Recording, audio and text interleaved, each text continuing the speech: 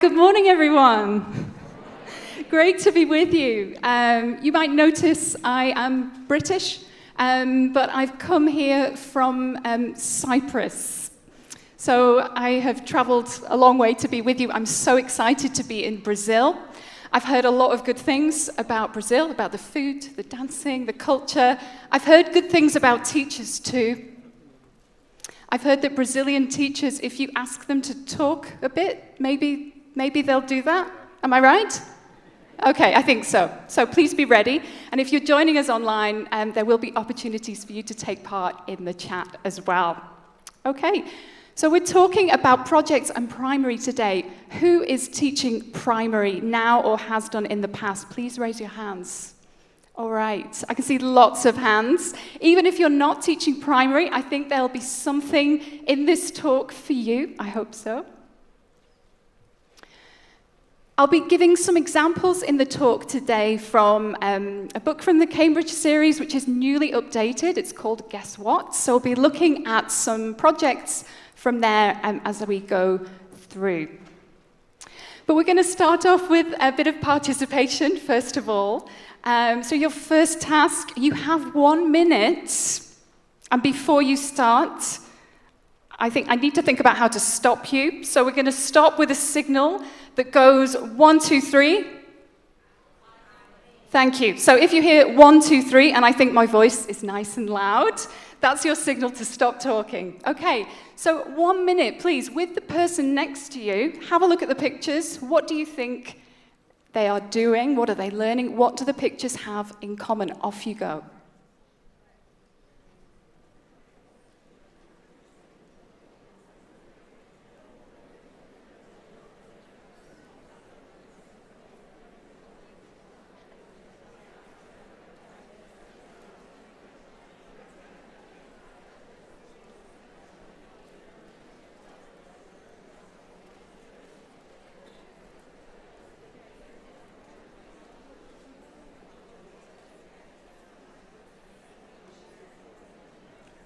One, two, three.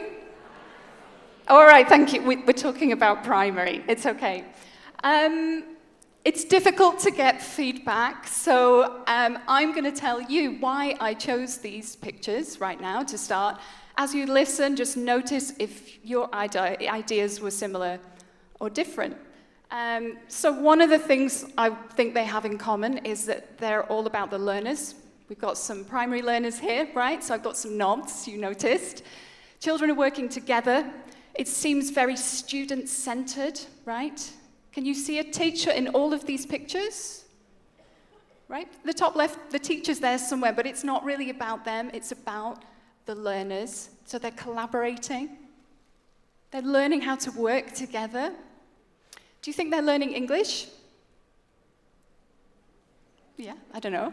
Maybe. I mean, projects are not only about learning the English language. We'll be talking about that today. But let's say these are all English projects. So they're learning English, but they're learning a lot of other things as well. They're learning how to work together. They're learning about different subjects, right? We've got a globe. We've got some art going on here, digital literacy. We've also got some science and recycling. So this is what I wanted to talk about here, is that projects are so much more than learning English.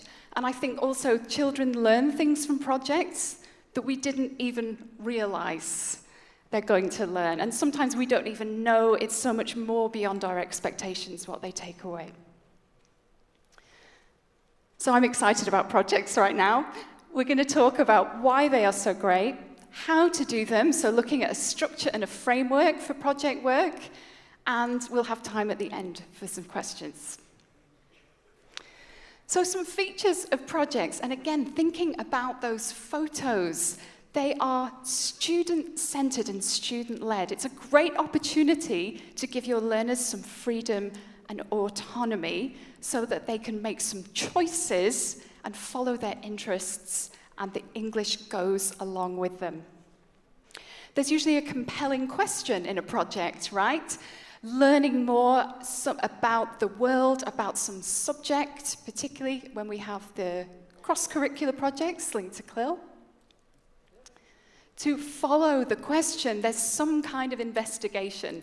So this could be research, it could be finding things out about the world, about the school, it could be talking to people, and then putting this together to make some kind of a final product. And we often think about a physical thing, don't we, in projects, especially for primary. It could be something really beautiful, and usually it's involving some productive skills here, some speaking or maybe some writing, depending on the age.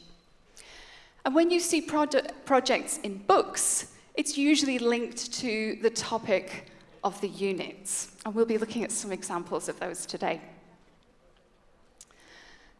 So thinking about those photos of those children, we'll keep coming back to them. We said they're learning more than just English. So I want to think now about some of the really important life skills that children develop through project work. There's a lot of text there, and this text is explaining some of the life competencies that learners are developing through projects. This is from the Cambridge Life Competencies Framework. You can see there are 8 competencies here. Skills, knowledge, attitudes that help your learners to learn better at school. And not just English, but there are other subjects too. It's going to help them if they go on to higher education, and also later in the world of work. These skills are even focused on a pre-primary, and I'm sure Jasmine will touch on this later. So I've blacked out some of the words here. Can you guess any of these missing words? The first one. Okay, there's 2. They're quite similar, the first and second one. That's it.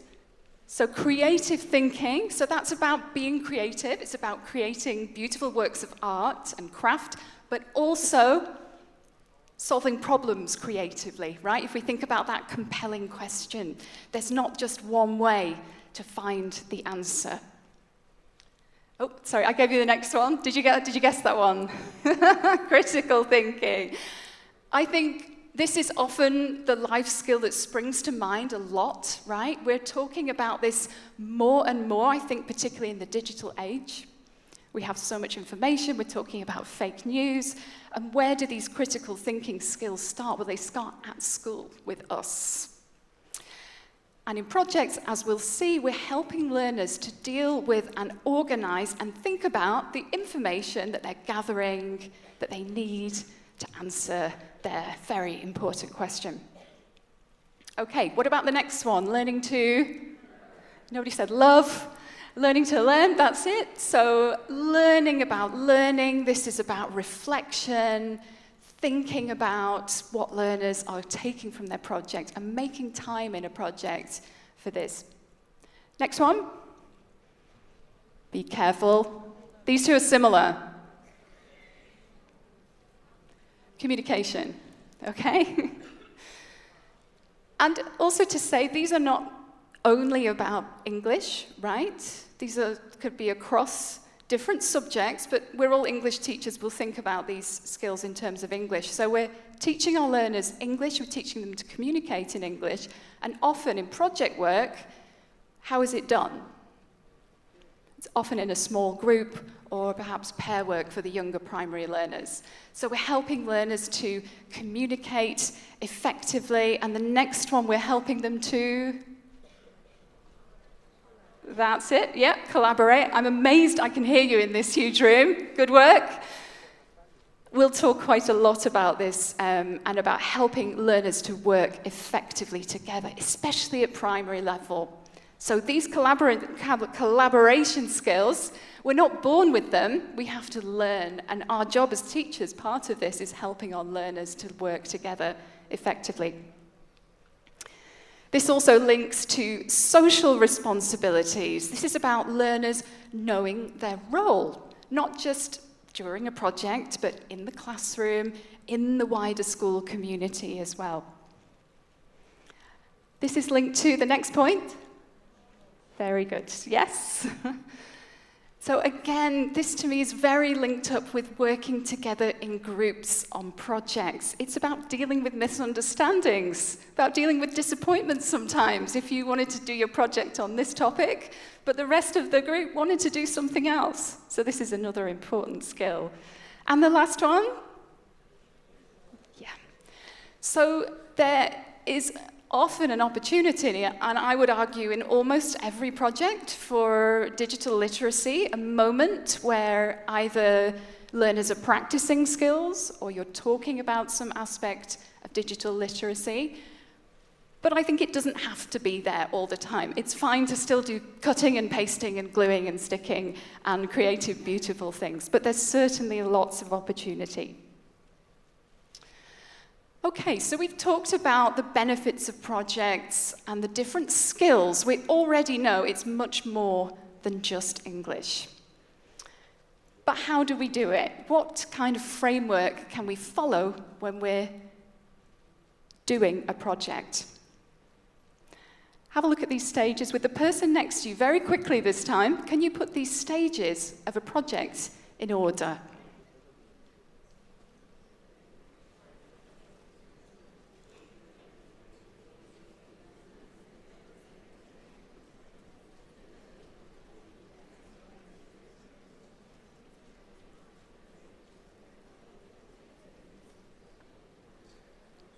All right, I don't need this signal. I think I'm loud enough. And I can hear you as well. So what's our first stage? Yep. And then? Thank you. And then? Excellent. All right, so these 4 stages, I mean, if you look online about project-based learning, you'll see lots of different models, and some have more, and some have fewer stages. But the ones I've chosen are linked to the stages that you'll find in the title, Guess What?, where I'm taking the examples from here. So I think it makes sense to look at project work in these 4 stages. Now let's look at these each in turn. I'm going to give you an example project. It's from lower primary, and we'll look at what's involved at each stage of the framework. So this is the project. It's a colour collage. Now, what does this mean to you? What kind of things are you thinking about? What would students be doing in this project? What would they be creating? Have you ever done a colour collage? Oh, right, great. So maybe it looks something like this.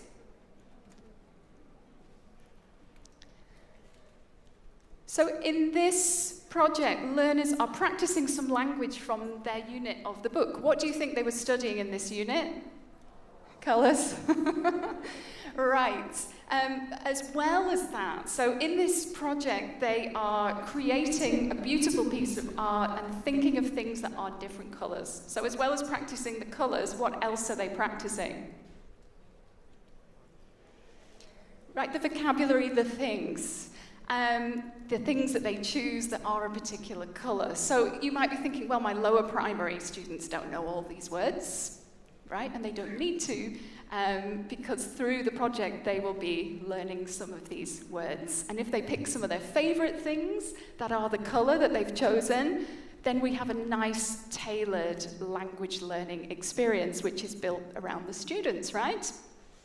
Beautiful. So let's look at this step by step. Step 1, the planning.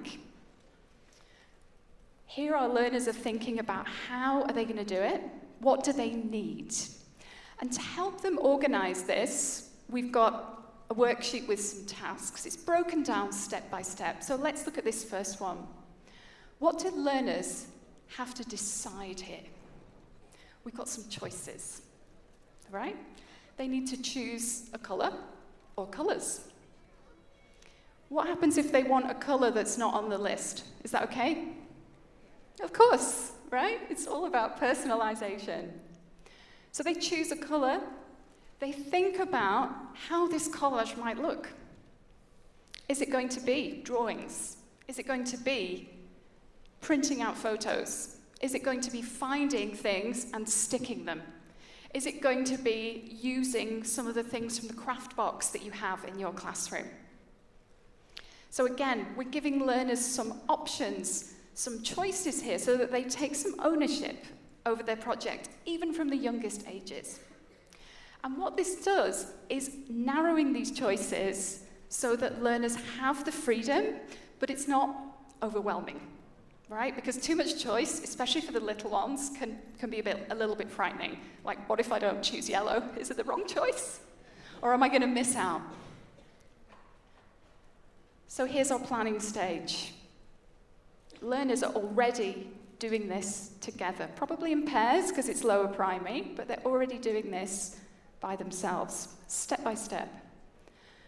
Part of this planning stage is giving them an idea of where they're going. So here we've got a model of how the colour collage might look. You might use this.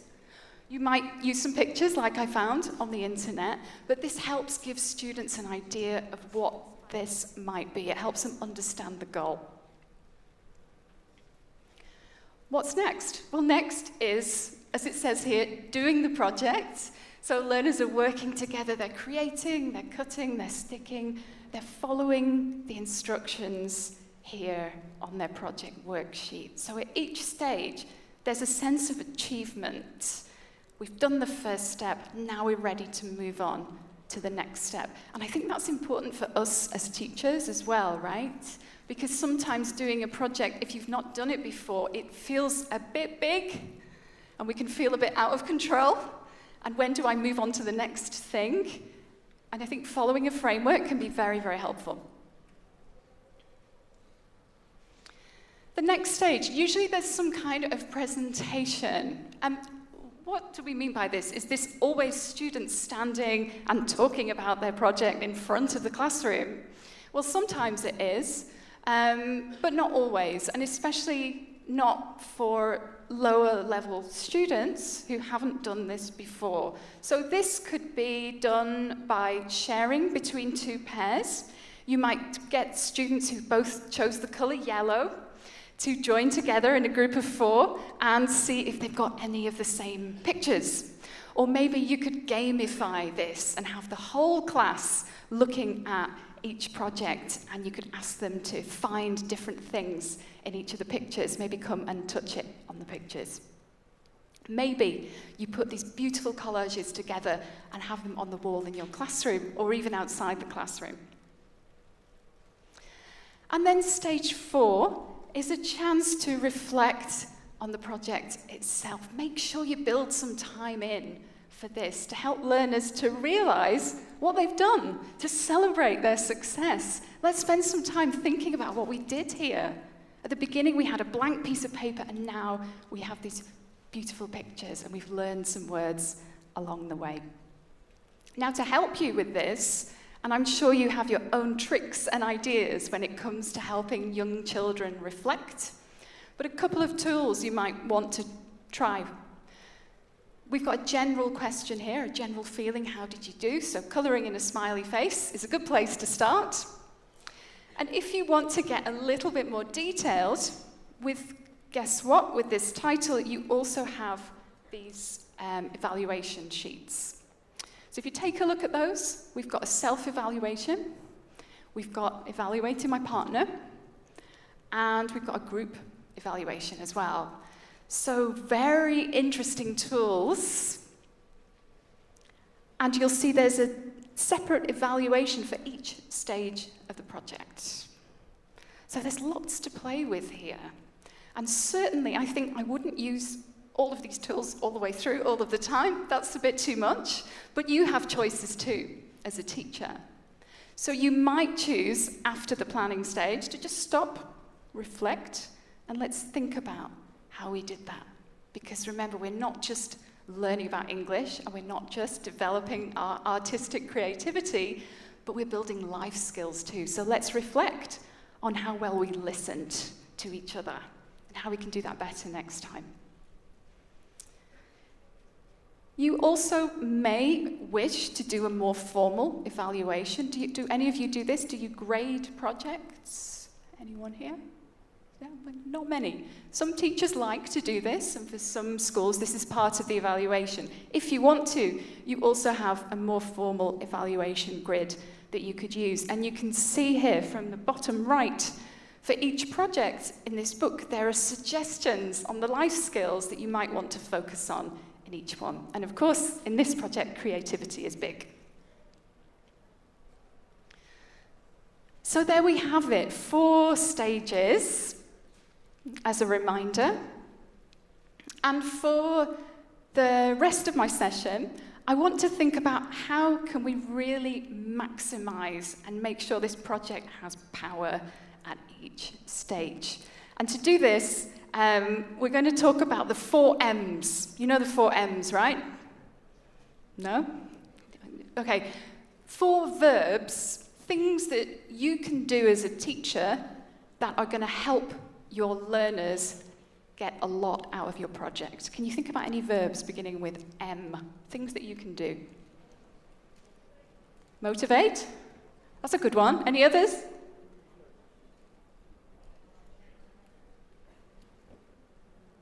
Let's find out. Oh, manage. That's a good one as well. That's not on there. There should be 5. Okay, motivate is a big one. We need to get learners excited. We can do this by being excited ourselves, but helping them know where they're going. We need to give them models to follow, different types of models, not just how the project might look, but also helping perhaps with language and skills too. The monitoring is a very important part of a project through different stages. And then finally, the mileage as well. So making sure that our project really goes the distance.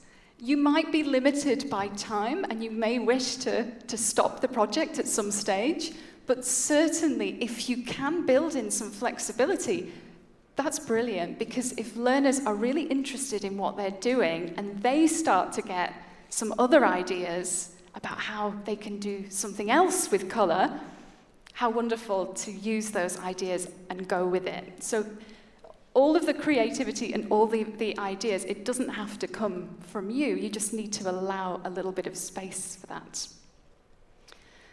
So let's look a bit more detail about these 4. I've got the project stages here on the left and the 4 M's on the right. I want you to think about at which stages, that's the key, more than one stage, do you think each M has the most impact? So when do you think it's most important to motivate? When is it most important to think about mileage? Okay, 1 minute with the person next to you. Off you go.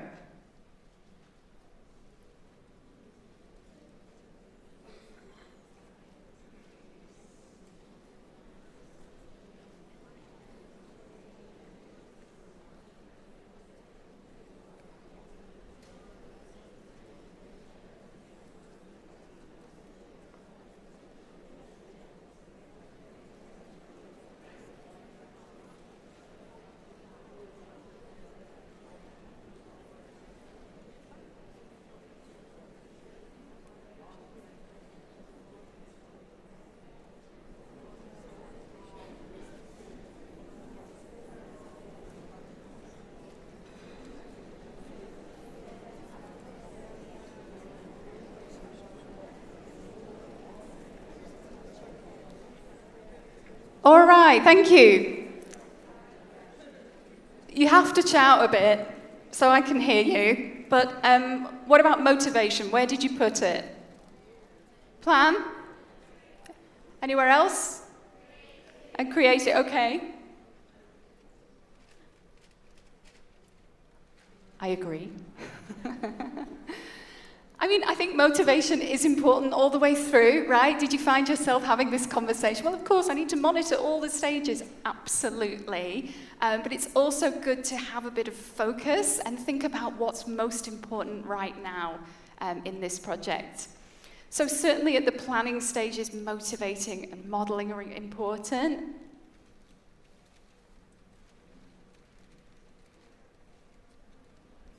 Was that similar or different to your ideas? Somehow different, okay.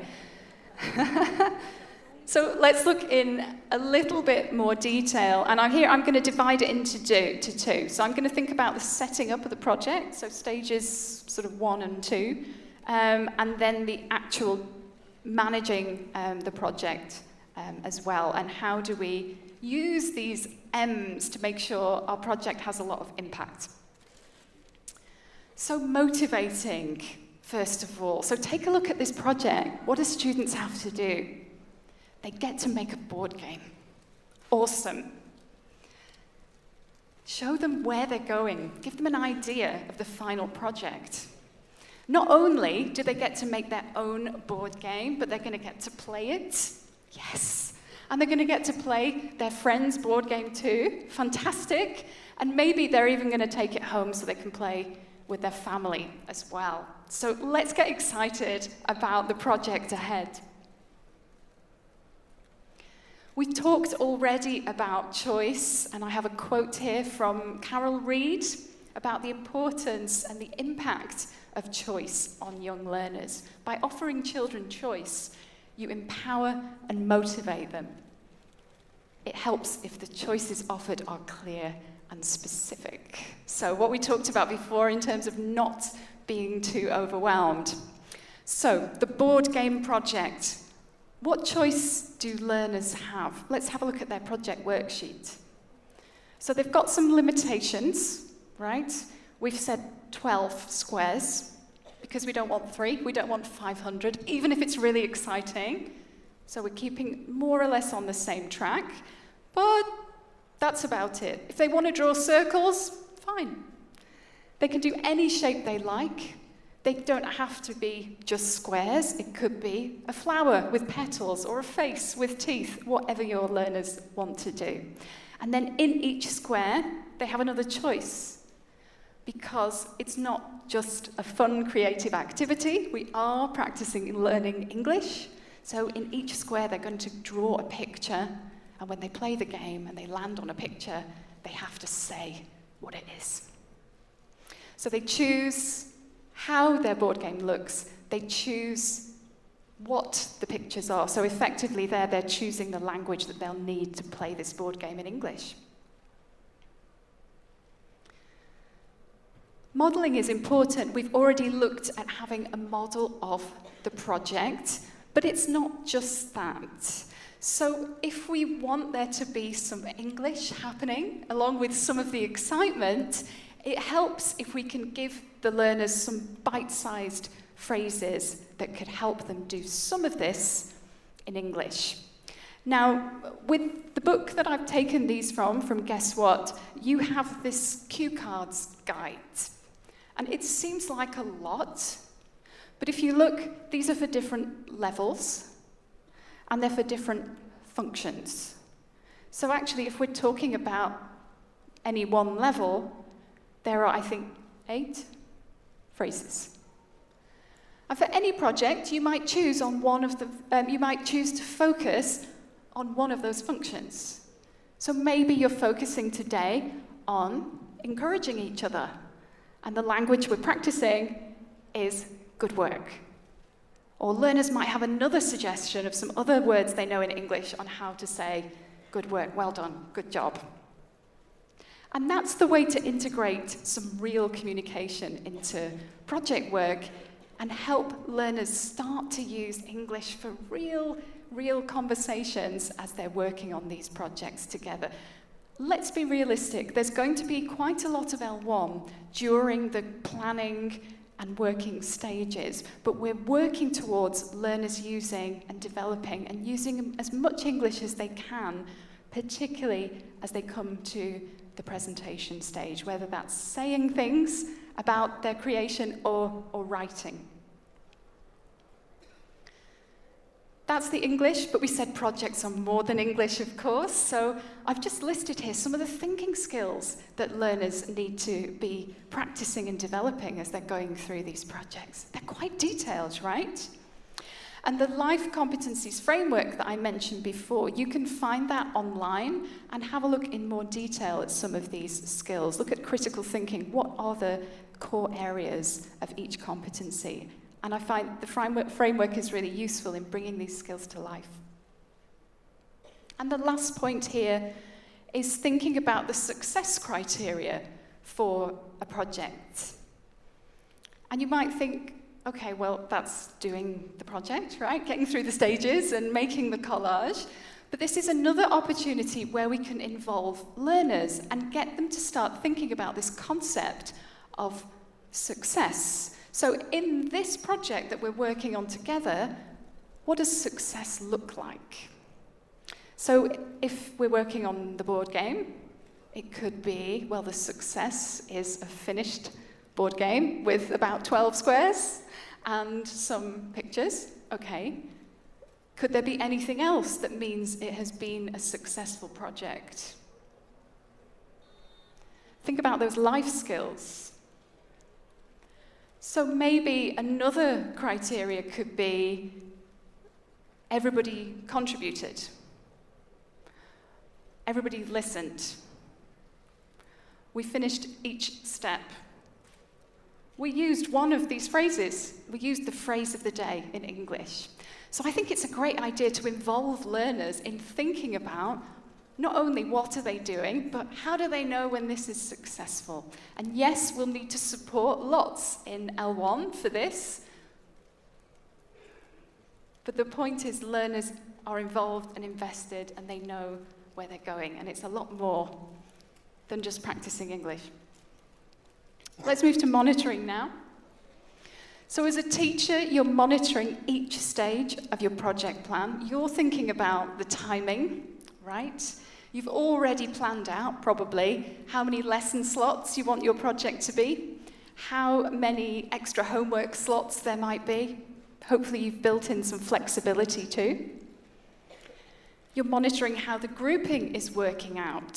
So perhaps you chose the pairs or groups, perhaps your learners did, but you are noticing how well learners are working together, observing them, picking up information so that you can feed back to your learners not only about their use of English and practicing English, but also these other life skills, collaboration, communication. And the classroom language. So we are checking their use of English as well. Let's think a little bit more about monitoring, because to me, monitoring is one of the most important things in teaching. It's our opportunity to really listen to what learners can do when we give them space, and how we can further support, either through scaffolding, guiding, asking questions, or how we can give them a little bit more freedom as well.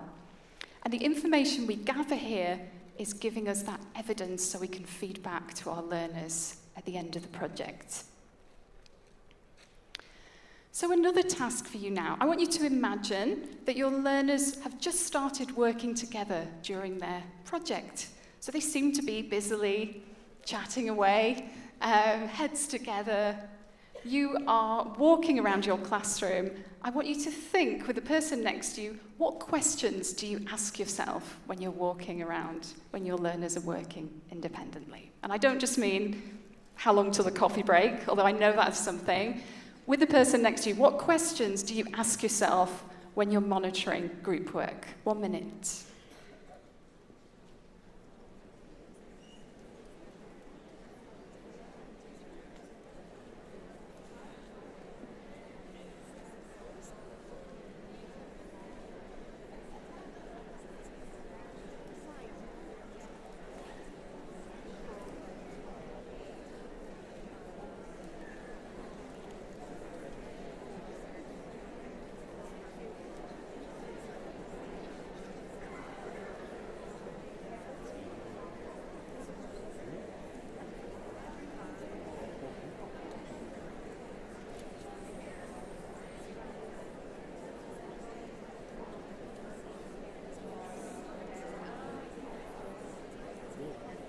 All right, thank you. Okay, let's try this again. So you're going to have to really shout, but I would love to hear any questions. What do you ask yourself?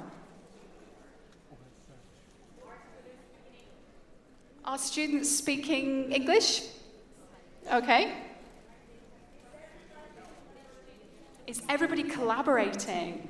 Great. Okay, are they talking to their friends? Is what they're doing right? Are they focused? Are they having fun? Thank you. Do they need help? Are they late? Engaged. Okay, both of those, yeah. So are they engaged? Are they focused? Are they enjoying it? Nice.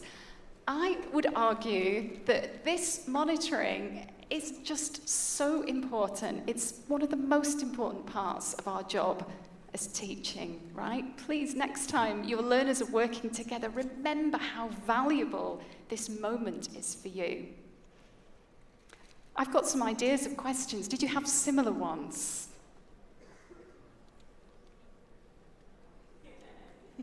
Why? Why? I mean that about these questions, not existential. Okay. And what are these things telling us? Well, isn't this part of formative assessment, right? It's not just about project work. It's about any time that we are monitoring and noticing what is happening in our classroom. We're gathering information and we're using this to think about what we're going to do next. And I'm sure Pablo will talk more about this as he's talking about assessment later on today. Don't underestimate the power of monitoring. We're on mileage now. It's our final M. So when we're thinking about getting something extra out of projects, as I said before, leave some flexibility for this. And we have an example here of another project where learners are designing a menu for a salad bar. So they're thinking about what's a healthy salad. They've created a menu. They've drawn some pictures. What else could they do? Because in theory, the project is finished there. They've done their menu. What could they do next? Maybe, got two great ideas. Role play, I love that. So come into my salad bar and I can tell you, and maybe we'll do some numeracy because I've got the prices. And someone else said, make the salad. Yes. I mean, you know, the parents might be delighted or they might be going on a shopping trip they didn't expect. But what a great way to bring learning alive. Part of mileage is thinking about the final stages as well, the evaluation and a possibility for reflection, developing learning to learn skills, peer feedback, and also giving your own feedback. A few more examples of how we can add mileage to projects. So here, by read alouds, I mean adding in an oral element to the presentation stage if what they presented is actually written or drawn, so some kind of oral activity, or that could even be a role play. All right, so let's look at each one of these in turn. So here's a lovely animal fact file. And how could we add mileage to this? Well, maybe, what about a quiz? So each group has done a fact file. We could have a quiz for the whole class where learners have to look at each fact file and find the answers. Or maybe they could write a riddle or a poem about the animal that they've done a fact file on. I mean, animals can go off and go on and go on, right? So lots of ideas there. How about this one? So in this project, learners are thinking about how we can be healthy and look after our bodies, and they've designed exercises for an exercise video. How could we get more mileage from this? I mean, would you film the video? That could be fun if you have permissions from your school, if filming children and consent of parents or caregivers is there. Maybe you could have the exercise program in your classroom. So every morning, okay, it's your turn. We're going to do 5 minutes at the beginning of class exercises. Or maybe this is something that happens on an open day and parents can get involved. Or maybe you ask children to go home and get their family doing the exercises first thing in the morning. And then how about this? This is from, so level 3, slightly higher level here, and learners are thinking about how to make the school sustainable.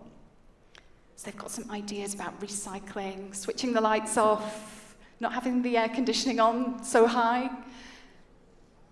How could we get mileage from this? Well, how about voting on the best ideas? How about taking these best ideas to the school principal? I bet the principal would love that, right? So grade 3 thinks that we should do this for the school. So make the project come to life. Give it some power. And these are just some ideas of what you can do. Okay, but I'm interested in your ideas too. So I've taken these 2 projects we've been looking at, colour collage and the board game, and your final task is to decide how could you add mileage to these projects. So how could you involve the wider school community? How could you make learning visible in these 2 projects? So I'll give you 1 minute. You can talk about either or both with the person next to you. Off you go.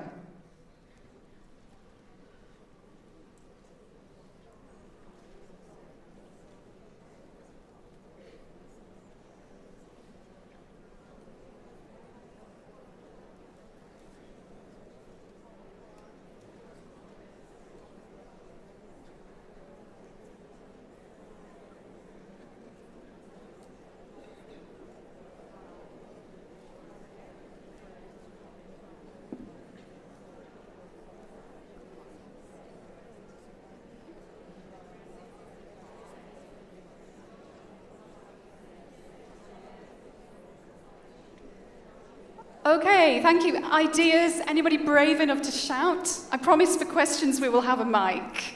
But for the colour collage, any ideas? Games? Games with colour?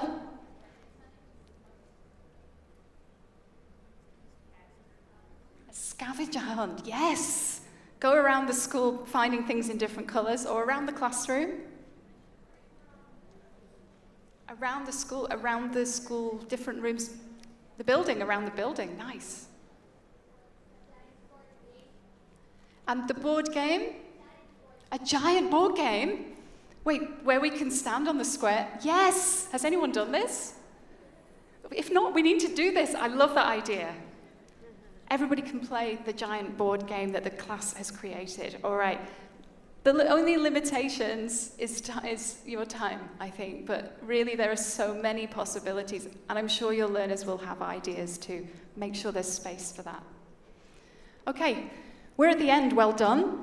Let's wrap up with some key points. We've talked about how projects put learners right in the center of learning. Remember those photos that we started with. We've talked about, yes, it's an opportunity to practice and develop English, and it's about practicing and developing life skills as well. We've talked about the importance of planning for us, as well as learners taking control and making decisions as they plan their projects. And then we've talked about the 4 M's as well. So maybe you've got an idea that you're going to take away and put into your next project, or maybe next time you're monitoring, you'll just be thinking a little bit more deeply about what's going on. So the examples I've taken today are from this title, Guess What?, which is a primary series, and there's a project in every unit which is linked to the topic of the unit. If you want to know more about this, please find someone from the Cambridge team who'll be around for the whole day. And just an idea of some of the things that you get with this book. The projects in this book, I think, are excellent, and the support for teachers in terms of instructions and the support for learners in terms of staging and worksheets, I think, are really fantastic. So thank you very much, everyone. I hope you give your projects some power next time. Thank you. Thank you. Is it another question? We have many questions for you now, but they're not mine. Great. That was so great. Thank you. So inspiring, so practical. How many of you have like 10 ideas to put in practice the first day of class, right? That was so amazing. Thank you. We're taking questions from the audience, right? can't see anything. I know they're there. We are, right, okay. So while we're getting the questions from the audience, if you have a question, you can raise your hand, and a microphone will reach you. You need one? Okay. Thank you, Sergio. And while we're waiting, we'll get the questions from the online people. And they were very participative in the activities. I'm very glad to hear it. They were so participative. They sent like the questions you were supposed to be asking yourself while you were monitoring. It was amazing. Brilliant. So we have a question from Kaique Ferreira. He actually put Sir Kaique Ferreira from São Paulo. And his question is, what's the best way to manage class time during projects? Wow. I think I've said it about 3 times, but give yourself some flexibility in there because things are going to take a bit longer than you think. So 1, plan for a little bit more time, I think, but also keep your focus on the stage you're at. So plan a lesson where you're going to be looking at 1 or 2 stages, for example. Is it enough to plan in 1 slot and then tomorrow we'll do the creation? Or can we do both of those today and then give some time for homework? So I think you need to be flexible. You need to allow a little extra time. And don't be too bold and Don't be too putting bold. too many things in Don't one. try and do it in 1 lesson. Amazing. Do we have any questions from the audience?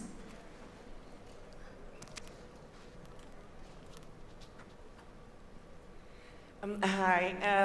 I think my question is, if you are embracing other languages while you are in class, how you accommodate this, especially in bilingual classes where you have students that are speaking in, well, Portuguese, Spanish, and attempting to communicate in English, how you would, embrace these students?